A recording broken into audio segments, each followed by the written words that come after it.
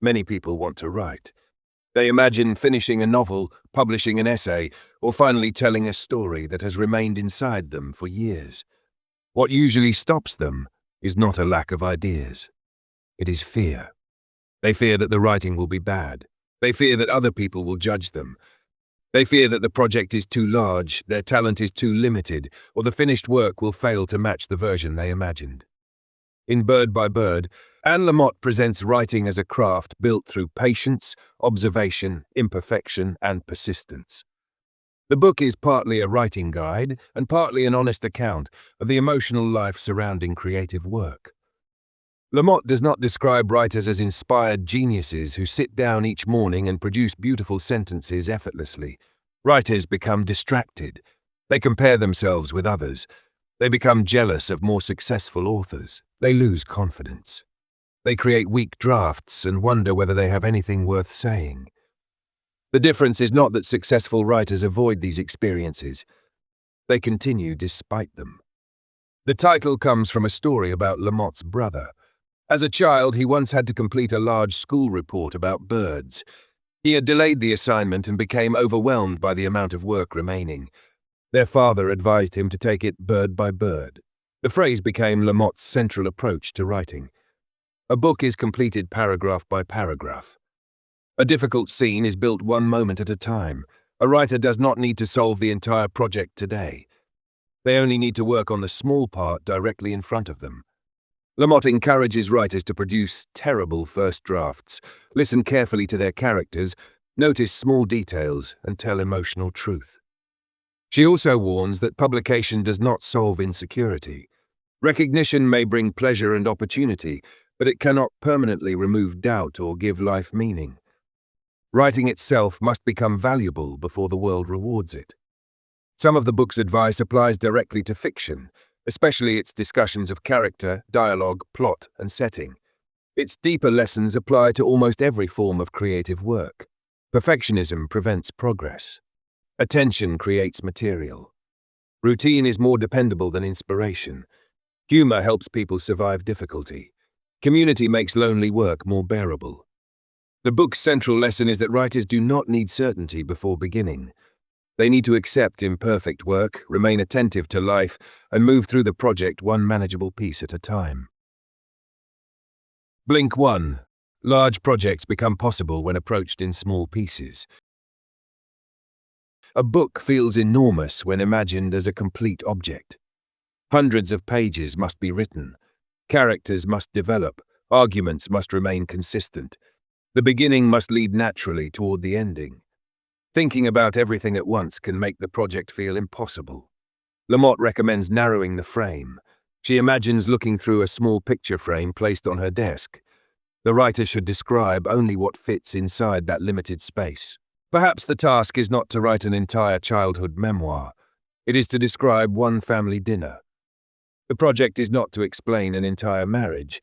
It is to write the moment one person realizes that something has changed. The novel does not need to be solved today. The writer needs only to create the next scene. This approach reduces the emotional weight of the work. People often delay because they believe they must feel prepared to complete the whole project. In reality, most large achievements are built from small actions repeated over time. A person running a marathon focuses on the next section of the road.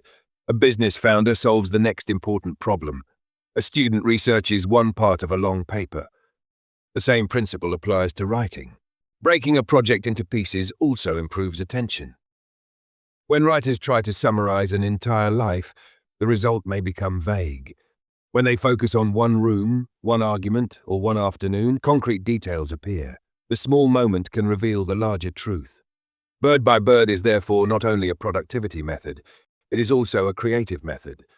Big themes such as love, shame, ambition, and loss become believable when they are shown through specific moments.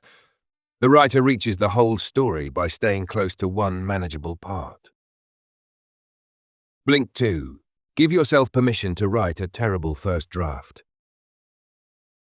One of Lamott's best-known ideas is the shitty first draft. The phrase is deliberately direct because writers often expect too much from their earliest attempt. They imagine that talented authors produce graceful, publishable prose immediately. When their own first pages feel clumsy, they conclude that they lack ability. Lamott argues that almost all good writing begins badly. The first draft exists to discover the material. It allows the writer to place ideas, scenes, memories, and voices on the page without deciding yet which ones deserve to remain. Some passages will be repetitive. Characters may sound wrong. The structure may collapse. This is not failure. It is the normal beginning of revision. A writer who demands perfection in the first draft will monitor every sentence before it has a chance to develop. The internal critic interrupts constantly. That word is weak. This idea is unoriginal. Nobody will care. The result is paralysis. Permission to write badly separates creation from evaluation. During the first draft, the task is to generate material. During revision, the task is to improve it. These are different mental activities. Trying to perform both simultaneously often weakens each one. A poor first draft also contains useful surprises. A character may say something unexpected. A memory may appear that changes the direction of an essay. A sentence written carelessly may contain the emotional center of the entire piece. None of this can happen if the writer refuses to produce imperfect material. The first draft is private. It does not represent the writer's final ability. It is the raw material from which stronger writing can be shaped. Good writers are not people who avoid weak drafts. They are people willing to create them and disciplined enough to return. Blink 3. Perfectionism is often fear disguised as high standards. Perfectionism appears responsible. It seems to represent ambition, discipline, and respect for quality. Lamott treats it more suspiciously. Perfectionism often prevents people from finishing anything. The perfectionist wants complete control. Every sentence must sound intelligent. Every character must behave consistently. The work must avoid embarrassment, criticism, and failure. Because these conditions are impossible, progress stops. A person may spend hours improving the opening paragraph while avoiding the rest of the chapter. They may continue researching because writing would expose the limits of their understanding. They may abandon a promising story because it does not immediately resemble the finished books they admire. Perfectionism is especially destructive because it removes play. Creative work requires experimentation. Writers must try ideas that may fail. They need freedom to exaggerate, explore, change direction, and follow strange possibilities. A perfectionist treats each decision as permanent. This makes writing heavy and cautious. Lamott does not recommend carelessness. Revision demands patience and high standards. The difference is timing. Standards should help improve existing work rather than prevent work from existing. Perfectionism also creates emotional distance. Real life is messy. People contradict themselves. Families contain love and resentment at the same time. A story polished until every uncomfortable edge disappears may lose its truth. The writer's job is not to create a flawless world. It is to observe reality honestly and shape it clearly. A completed imperfect draft can be revised. A perfect book that remains inside the writer's imagination cannot. Progress begins when the writer accepts that mistakes are not evidence of unworthiness. They are part of making something that did not exist before. Blink 4. Characters become convincing when writers understand what they want. Fiction depends on characters who feel like people rather than tools used to move the plot. Lamott encourages writers to become curious about their characters. What do they want? What are they afraid of? What do they hide? How do they behave when they are embarrassed, hungry, jealous, or under pressure? A character may begin as a type: the strict teacher, the charming neighbor, the irresponsible brother. Types are useful starting points, but they are not enough. Real people contain contradictions. The strict teacher may secretly fear losing control because of chaos at home. The charming neighbor may become cruel when ignored. The irresponsible brother may be the only person who notices when someone else is suffering. Contradiction creates depth. Lamott suggests spending time with characters even when the resulting material will not appear in the final story. Imagine their childhoods, clothing, rooms, habits, and relationships. What do they keep inside their pockets? What do they order in a restaurant? Whom do they envy?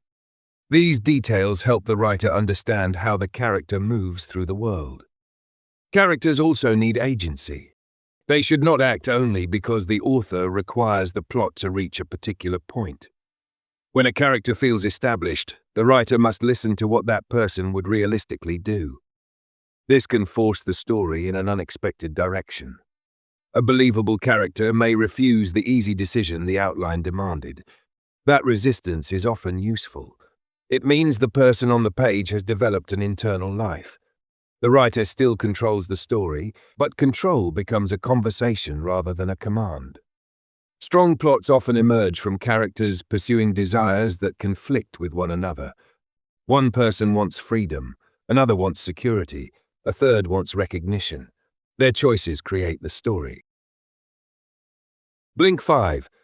Plot develops from people facing meaningful problems. Writers sometimes approach plot as a complicated machine. They believe they need dramatic twists, perfect pacing, and a complete outline before beginning. Lamott offers a simpler foundation. A story needs characters who care about something and encounter difficulty. Plot grows from desire, obstacle, and change. A character wants to repair a relationship, protect a secret, leave a town, win approval, or avoid responsibility. Something stands in the way. The character responds. That response creates consequences, which produce the next decision. The problem must matter emotionally.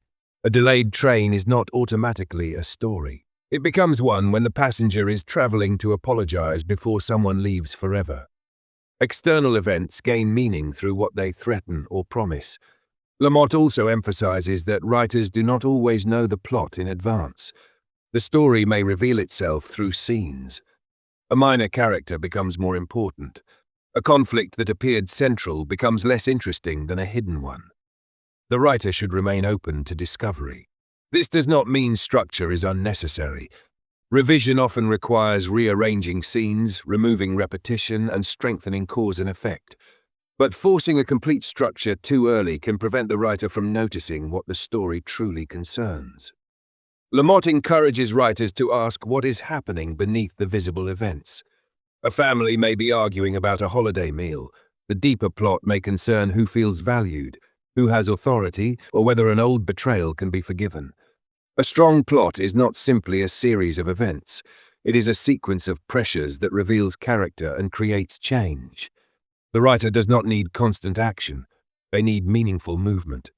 By the end, something should be different, even if the change occurs mainly inside one person. Blink 6. Dialogue should reveal more than information. Dialogue often fails when characters speak only to explain the story. They tell each other facts both already know.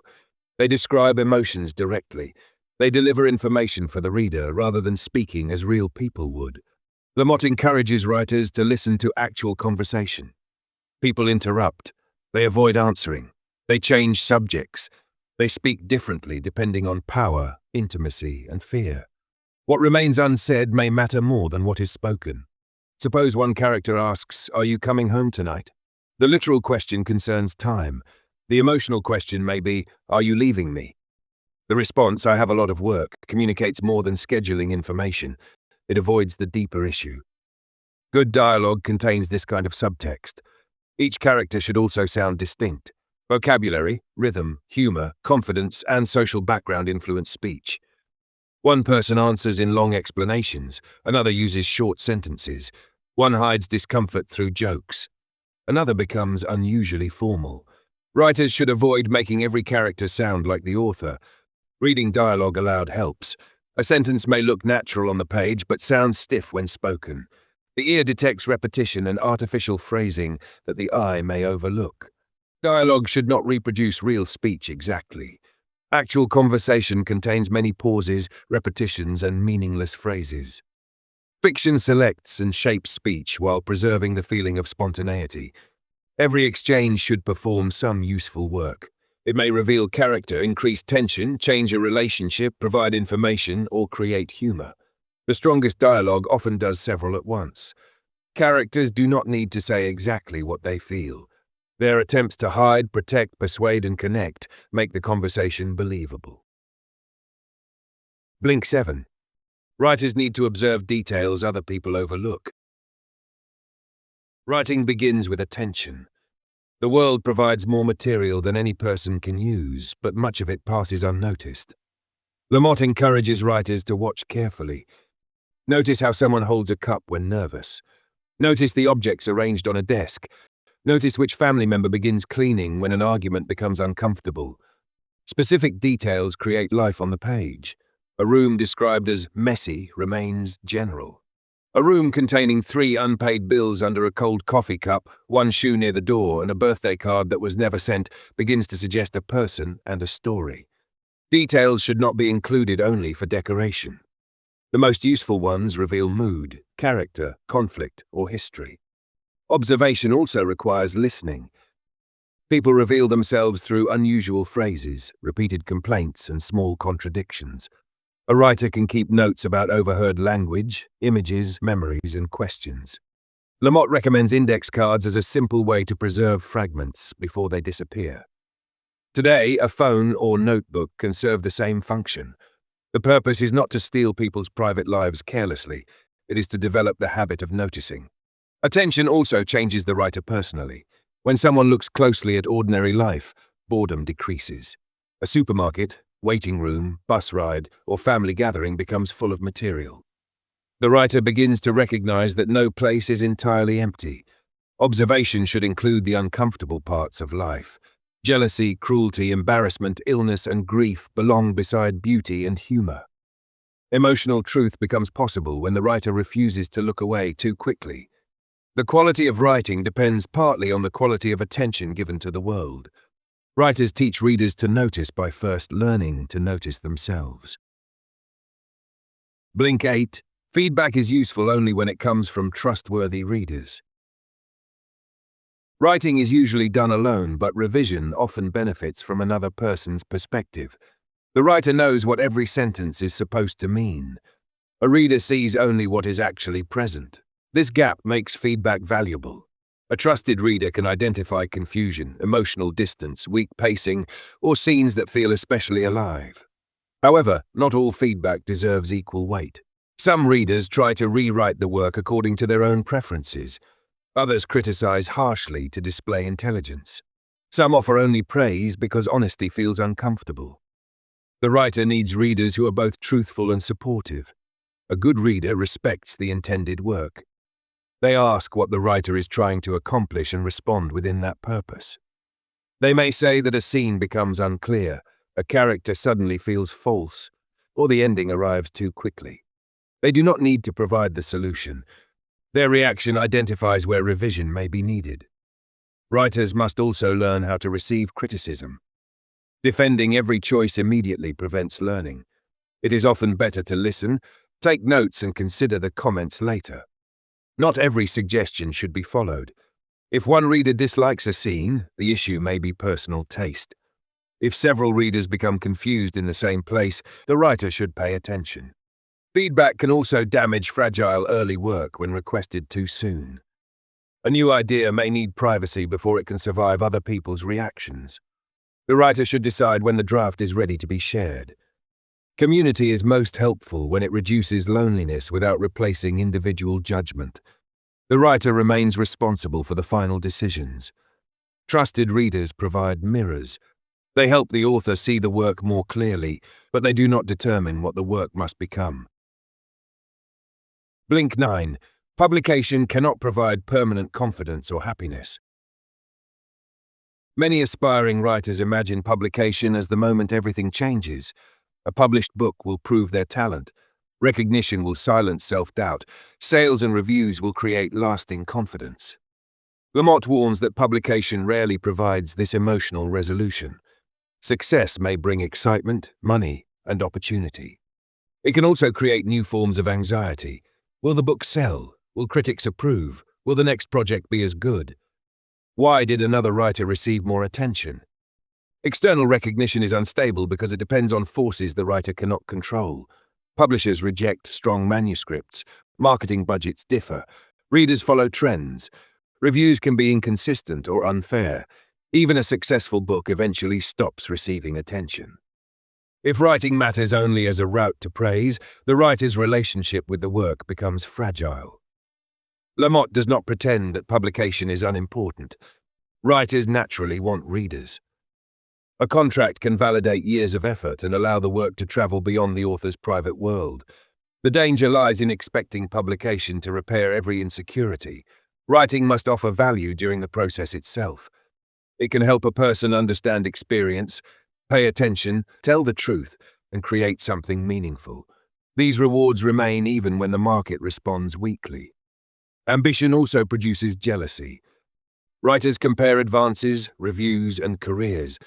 Lamott treats jealousy honestly rather than pretending generous people never experience it. The useful response is to acknowledge the feeling without allowing it to control behavior. Another person's success does not prevent you from writing the next page. The publishing world distributes attention unevenly. The writer's task remains the same: return to the work. Blink 10. Writing can become an act of meaning, service, and connection. Although Bird by Bird contains practical advice, Lamott ultimately presents writing as more than a professional skill. Writing helps people make meaning from experience. A confusing event becomes clearer when described. A painful memory can be examined from different angles. A private feeling may become language another person recognizes. This creates connection. Readers often remember work that makes them feel less alone. They discover that someone else has experienced similar fear, grief, envy, confusion, or hope. The writer cannot control exactly how the work will be received. They can try to tell the truth carefully enough that another person may find something useful inside it. Lamott also emphasizes compassion. Writers observe human weakness, including their own. A character becomes more convincing when treated with curiosity rather than simple judgment. Even difficult people usually contain fear, history, and desire. Understanding does not require excusing harmful behavior. It allows the writer to portray human beings with greater depth. Humor is part of this compassion. Life contains absurdity even during painful periods. Humor does not deny suffering. It creates enough space to survive it. Writing can also become a form of service when it draws attention to people or experiences that others ignore. A story may preserve a memory, challenge a false belief, or give language to something difficult to express. These outcomes are not guaranteed. The writer may never know what effect the work had. The meaning lies partly in the act of offering it. Lamott's final message is not that everyone will publish a successful book. It is that the discipline of writing can make a person more attentive, honest, and connected. The page becomes a place where disorder can be approached, one small piece at a time. Key takeaways from the book. Bird by Bird argues that writing becomes manageable when large projects are approached in small pieces. Good work usually begins with imperfect first drafts and improves through observation, revision, and trustworthy feedback. Perfectionism, comparison, and the desire for publication can distract writers from the work itself. The book's central lesson is simple: pay attention, accept imperfection, and keep moving forward one page or one bird at a time.